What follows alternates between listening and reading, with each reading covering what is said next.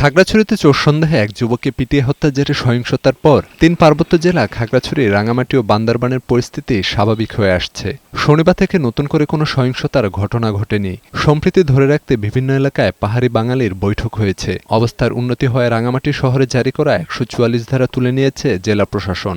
সহিংসতা এড়াতে সেনাবাহিনী, বিজিবি ও পুলিশের টহল বহাল আছে। সহিংসতার পরে বিক্ষুব্ধ যুগ্ম ছাত্র জনতার ব্যানারে ৭২ ঘণ্টার সড়ক ও নৌপথে অবরোধের দ্বিতীয় দিনে খাগড়াছড়ি ও রাঙামাটি শহরের বেশিরভাগ দোকানপাট বন্ধ আছে। তবে নিত্যপণ্যের কিছু দোকান ও বাজার খুলেছে। অবরোধে শহরের গণপরিবহন না চললেও হালকা যানবাহন সকাল থেকে চলাচল করছে। সড়কে মানুষের চলাচলও বেড়েছে। বান্দরবানে অবরোধের প্রভাব নেই, দোকানপাট খোলা রয়েছে। শহরের ভেতরে যানবাহনও চলাচল করছে। তবে এই তিন পার্বত্য জেলা থেকে আন্তজেলা ও দূরপাল্লার বাস যাওয়া আসা করেনি। নিরাপত্তার কথা বিবেচনায় বাস চলাচল বন্ধ রয়েছে বলে জানিয়েছেন সংশ্লিষ্টরা। রাস্তা থেকে আমরা কোনো মানুষের জানমালের নিরাপত্তা পাচ্ছি না বিধায় আমরা গাড়ি চালাচ্ছি। কারণ এখান থেকে যাত্রীদের যেতে অনেক সমস্যা হয়, পাহাড়ে সমস্যা হয়, সমস্যাটা নিরাপত্তাহীনতার কারণে আমাদের এখান থেকে গাড়িগুলো চালাচ্ছি।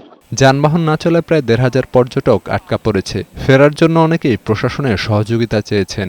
সহিংসতার কারণে পর্যটন ব্যবসায় মন্দাভাব দেখা দিয়েছে। ২০ তারিখে আমাদের এখান থেকে যারা সাজেকের উদ্দেশ্যে রওনা দিয়েছিল, ওনারা ওখানে গিয়ে অবরোধের কারণে আটকা পড়ে আছে।